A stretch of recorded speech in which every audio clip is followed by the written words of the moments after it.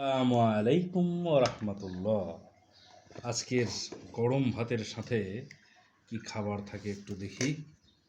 চমৎকার চমৎকার খাবার আজকে আছে দুপুরবেলা।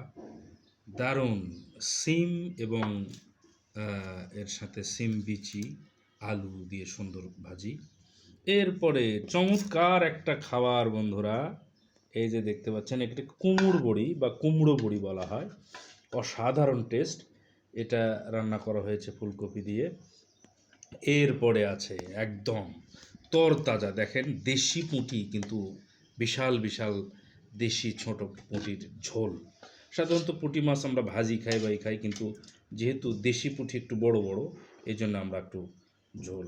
ওয়াও! এরপরে হচ্ছে পুকুরের এই মাছগুলো হচ্ছে সিলভার কার্প বলা হয়। এই মাছ অসাধারণ টেস্ট।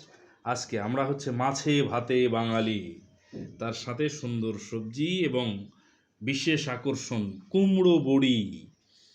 তো বন্ধুরা, একটু খাই, দেখি কেমন লাগে। বিসমিল্লাহ। কুমড়ো বড়ি দিয়ে শুরু করলাম। বিসমিল্লাহ। হুম হুম হুম